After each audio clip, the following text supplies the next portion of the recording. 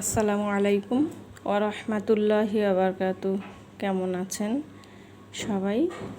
তো আল্লাহর কাছে দোয়া করছি সবাই ভালো সুস্থ থাকুন। তো আমিও আপনাদের দোয়ায় আল্লাহর রহমতে ভালো আছি, আলহামদুলিল্লাহ।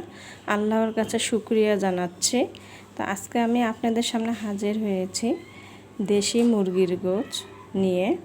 তো এখানে আমি দেশি মুরগির গোশ কেটে ধুয়ে রেখেছি। আমি এই জন্য এখানে সব রকমের মশলা গোশে যা দিতে হয় সব আমি পেস্ট করে রেখেছি। আর এখানে আমি পেঁয়াজ কেটে রেখেছি। আজকে আমি মুরগির গোশটা রান্না করব সিদ্ধ আলু দিয়ে।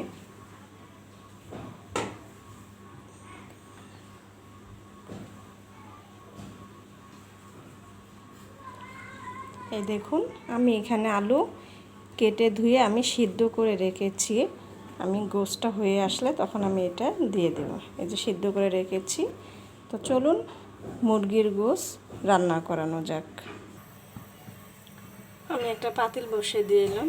এখন আমি পেঁয়াজ কাটা দিয়ে দিচ্ছি, সরিষার তেল দিয়ে দিচ্ছি,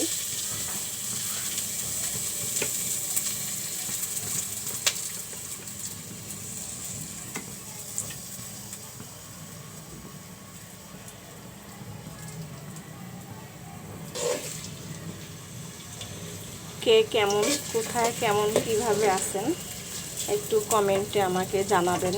যেহেতু দেশের অবস্থা একেবারেই ভালো না, তো আমার ভিডিও মোটামুটি সবাই ভালোই দেখেন, আমাকে ভালোবাসেন দেখেই তো সবাই দেখেন, কিন্তু কমেন্ট কেউ করেন না।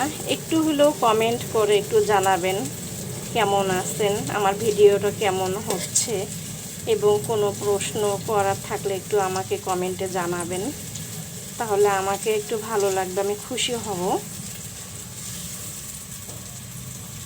সবাই ভালো থাকবেন, সুস্থ থাকবেন, এবং বেশি বেশি করে একটু আল্লাহর কাছে দোয়া করুন। আল্লাহ যেন আমাদের দেশটাকে ভালো রাখার তৌফিক দান করে, এবং সারা বিশ্ব পৃথিবীতে সবাই যেন ভালো থাকতে পারি, সবসময় এটাই আমাদের দোয়া করতে হবে। তো আমি এখন এখানে মশলাগুলো দিয়ে দিব। মশলাগুলো দিয়ে দিচ্ছি।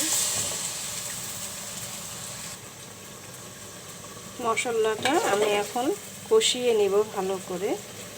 তো ভিডিও দেখার পাশাপাশি একটু শেয়ার করুন, সাবস্ক্রাইব করুন, লাইক দিন ও কমেন্ট করুন। আপনাদের সাহায্যে আমার অনেক উপকারিতা হবে। আশা করছি আপনারা একটা সাবস্ক্রাইব করতে, শেয়ার করতে ভুলবেন না, লাইক করতে এবং কমেন্ট দিতে। সবাই ভালো থাকবেন। তো আমি একটু মশলাটা কষিয়ে নিচ্ছি।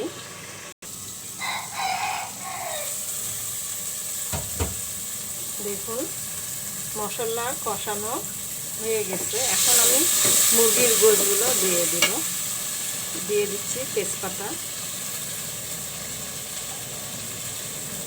গোশগুলো দিয়ে দিচ্ছি।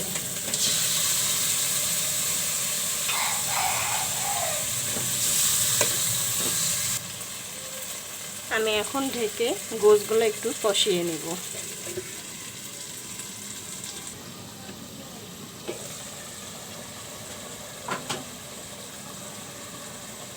মুরগির গোশ কষানো হয়ে গেছে। আমি এখন সিদ্ধ করা আলুগুলো দিয়ে দিচ্ছি। আমি আগে থেকে আলু সিদ্ধ করে রেখেছিলাম একটু লবণ আর হলুদ দিয়ে। আমি এখন দিয়ে দিচ্ছি। এখন দিয়ে দিব আমি ঘি দিয়ে দিব একটু।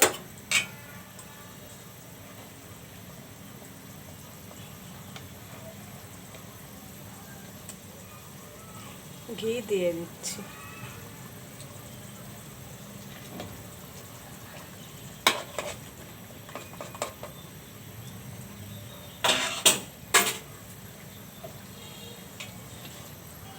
আমি এখন আবারও একটু ঢেকে দিয়ে একটু আলুটা গোশের সঙ্গে আমি আরেকটু কষিয়ে নিব।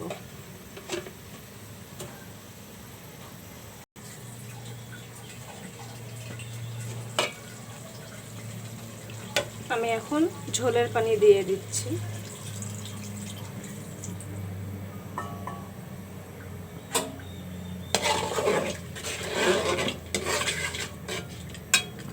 আমি বলক উঠিয়ে নিব একটু ঢেকে।